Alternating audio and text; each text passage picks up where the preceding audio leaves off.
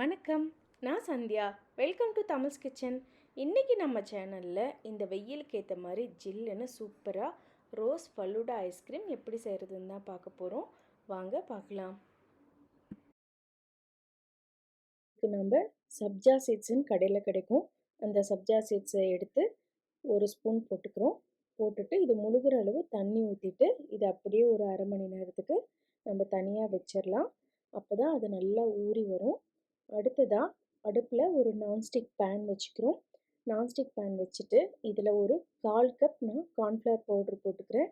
இந்த 1/4 கப்புக்கு 3ல் 1 பங்கு தண்ணி ஊற்றிக்கிறோம். அதாவது 1/4 கப்புக்கு கொஞ்சம் மேலே தண்ணி ஊற்றிட்டு கையிலேயே நாம் இதை நல்லா கரைச்சி விட்டுறோம்.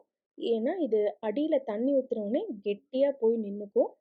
அதனால் கையில் இந்த மாதிரி கரைச்சி விடும்போது தான் நம்மளுக்கு எல்லாமே நல்லா மாவெல்லாம் கரைஞ்சி வரும்.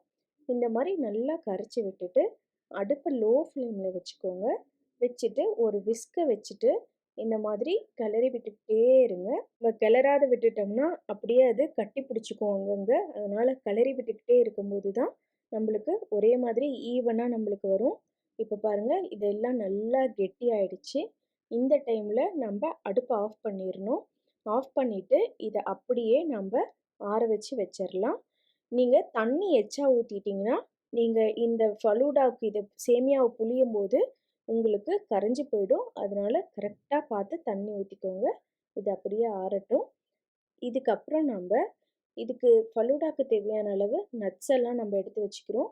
ஒரு முந்திரி 10, பாதாம் ஒரு 15, பிஸ்தா ஒரு 20, இது எல்லாத்தையும் சேர்த்து நல்லா பிடிச்சி வச்சுக்கிறோம். அடுத்ததாக நம்ம இன்னொரு கப்பில் நம்ம கொஞ்சமாக ஒரு 1/4 கப் தண்ணி ஊற்றி அதில் கொஞ்சம் ஐஸ் க்யூப்ஸும் போட்டுக்கிறோம்.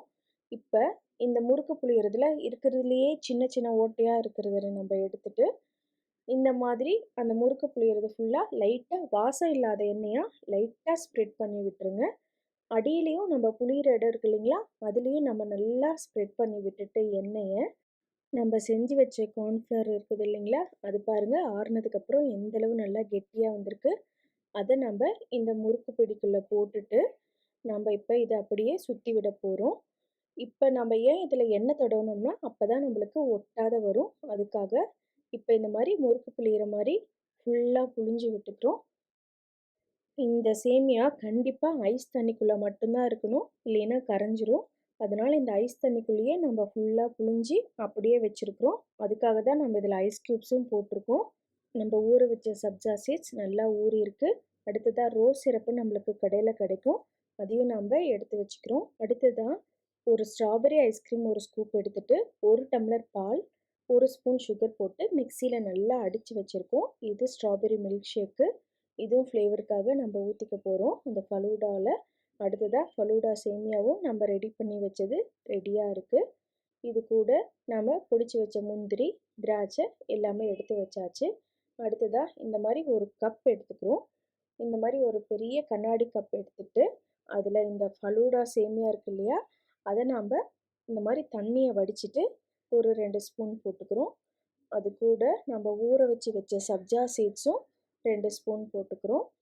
அதுக்கப்புறம் ரோஸ் சிரப்பும் நம்ம இதில் ஒரு 2 ஸ்பூன் இந்த மாதிரி சுற்றியும் ஸ்ப்ரெட் ஆகிற மாதிரி ஊற்றி விட்டுக்கிறோம்.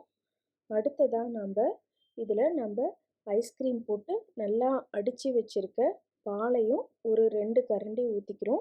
இது மேலே நம்ம பிடிச்சி வச்ச முந்திரி, பாதாம், பிஸ்தா இருக்குல்ல, அதையும் நம்ம ஒரு ஸ்பூன் போட்டுக்கிறோம். கூட உலர்ந்த திராட்சையும் கொஞ்சம் போட்டுக்கிறோம். கடைசியாக ஸ்ட்ராபெரி ஐஸ்கிரீம் ஒரு ஸ்கூப் போட்டுக்கிறோம். போட்டுட்டு மேலே அந்த ரோஸ் சிரப்பை கொஞ்சம் ஊற்றிட்டு மறுபடியும் இதே மாதிரி எல்லாமே நம்ம திரும்ப போட போகிறோம். முதல்ல ஃபலூடா சேமியா, சப்ஜா சீட்ஸ், மில்க்கு, நட்ஸு எல்லாமே போட்டுட்டு மறுபடியும் மேலே கொஞ்சம் ரோஸ் சிரப் ஊற்றிட்டு கடைசியாக மறுபடியும் இன்னொரு ஸ்கூப் ஸ்ட்ராபெரி ஐஸ்கிரீம் போட்டுட்டு மேலே இந்த ரோஸ் சிரப் ஊற்றிட்டு நம்ம சர்வ் பண்ண வேண்டியது தான். நம்ம ஃபலூடா சூப்பராக ரெடி ஆகிடுச்சு. இதை நீங்கள் விருந்துக்கப்புறம் நல்ல டெசர்ட்டாக இது எல்லாத்துக்கும் கொடுக்கலாம். ரொம்ப ரிச்சாக இருக்கும். நம்ம குழந்தைங்களுக்கும் எப்போ வேணால் செஞ்சு கொடுக்கலாம். ட்ரை பண்ணி பாருங்கள்.